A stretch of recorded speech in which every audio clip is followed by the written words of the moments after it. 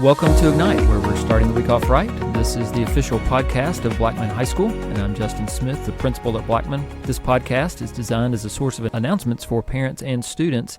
These are our announcements for the week of January 27th through January 31st. Parents, thank you for tuning in this week. I apologize that we were unable to get a message out to you last week. Being out of school for 2 days last week created some scheduling challenges, and we're back to be on our regular routine this week. Several updates. The first one I want to share with you is in the wake of the events at Antioch High School last week. We want you to know that we are grieving along with your family and the entire Mid-State community in the sadness and the loss experienced on their campus. As educators, and for many of us, parents ourselves, we view the safety of our staff and our students as our top priority each day. As we walk through these moments, we always review our procedures as a school and as a district to make sure that we're doing everything possible for student and staff safety. I know that our director of schools, Dr. Sullivan, sent a message home last week regarding district protocols, but I just also, as a dad, wanted to remind you of a few additional items in regards to our school. First, remember that we do have 3 full-time SRO officers on our campus. They are always present in our common areas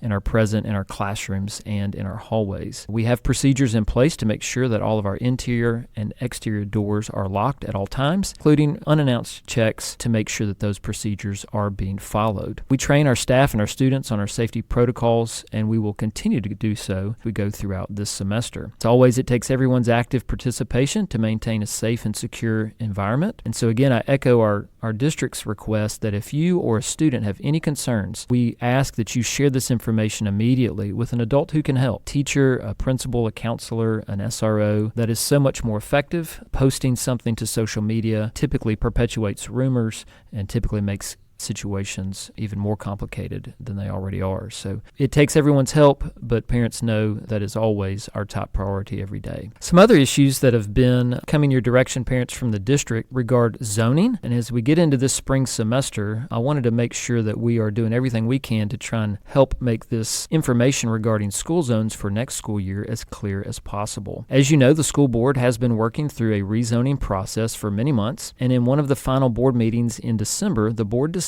to create several dual zone areas within our district. In addition, there are some other areas that were rezoned from Blackman High School where some students were grandfathered in. In addition to that, there were some open choice information. And so we really want to help parents try and make sense of all of this. So to help, here's the first piece.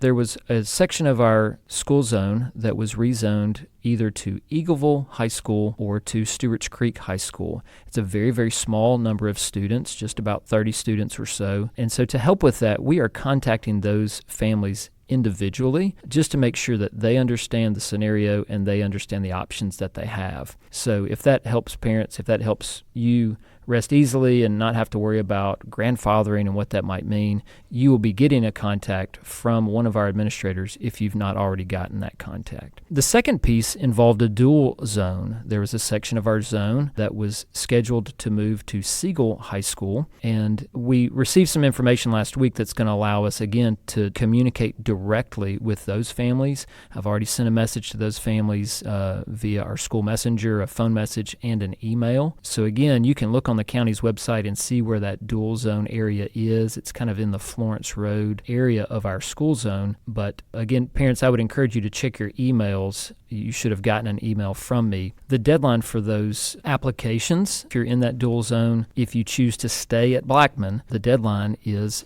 approaching January 31st. So we just want to make sure that families have the information, can make the decisions that are best for their student. Transportation does have to be provided by the family. Much of this is better read than heard over a avenue like this, but we just encourage families to check your emails and to reach out if you've got any questions if this dual zone or any of the zoning changes may apply to you. There are some open choice seats that you'll also see on the county's website. Each school has been given 10 open choice seats, and so there are some options for students who are not currently at Blackman High School to attend our school and vice versa. No need for you to worry about that. If you're already zoned to our high school, there's no need to worry about applying for an open seat opportunity, but we just want to make sure that everybody knows what that's about. Easiest way to find all the information, parents, if you'll go to the Rutherford County Schools website, click on the first banner that comes across, and you'll see all of the options, all of the information, all of the maps, and all of the applications if they apply to you and your residence. Again, the deadline for any zoning changes is this Friday, January 31st. A second piece of information that we want to begin sharing with all students and families is about our upcoming transition to a 4x4 block schedule for the 25-26 school year. Again, this is not going to affect our schedule this year, but here in the next couple of weeks, we will begin registration, and your student will come home talking about their registration material, and we want to make sure that you understand what this change might mean. So beginning next fall, Blackman High School will join the Rutherford County Schools initiative to move all of our comprehensive high schools to what is called a 4x4 schedule. This is very similar to our current schedule, but it just means that students will have 4 classes that meet every day in the fall semester, followed by 4 new classes that meet every day during the spring semester. Most Rutherford County high schools made this move this past school year. Blackman High School and a couple of others opted to wait one more year. Over the past year, we've had a team of administrators, counselors, teachers from every area of our building meeting regularly to study models of this schedule from schools with strong academic, athletic, and arts programs. We've identified priorities for our school, as well as unique aspects to consider, dialogued with principals who've led schools in this model for many years, as well as other colleagues in our area who have made this change recently. I say all this to let you know that as a school leader and as a dad who understands the impact that any change can have on our students, I just feel like it's imperative that we take our time to explore every angle of an adjustment like this so that we can make the best first step forward. The most obvious benefit of this change for students is that they'll only have 4 classes at a time. I see my own student juggle 8 different classes, even though they meet every other day.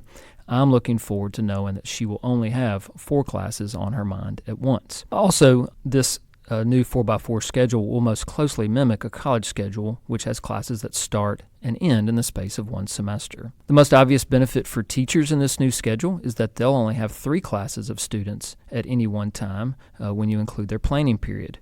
Fewer students in a semester should allow them to focus more on the individual needs of their students. We always want to be upfront about challenges, and there's certainly challenges that come with a scheduled change of this magnitude. It may not sound like a big deal, but in the world of public education, a change like this is actually quite a large deal. Some challenges that we'll face is that some classes can only be offered in the fall or spring semester.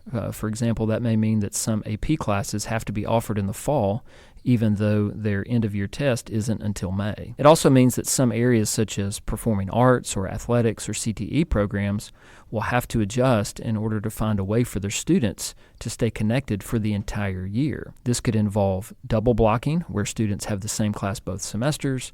It could involve using half blocks or skinny periods, or it could involve some creative use of our intervention time that we call impact. We're continuing to build our registration materials to make sure that everything that we have communicates clearly. We will also continue to communicate with parents. We've got several things coming out. Number one, today you'll get sort of a newsletter from me that explains a lot of the 4x4 details. I'll send that to all parents and students. Also, coming up this week on January 29th, we have our annual ACE Expo. That's a day during school where students have an opportunity to sample all of the options that are available to them and all the classes that they can register for. Again, that will be during the day on January 29th. And then on the evening of January 30th, you've already gotten some invitations, and I'll send that email to you again, parents.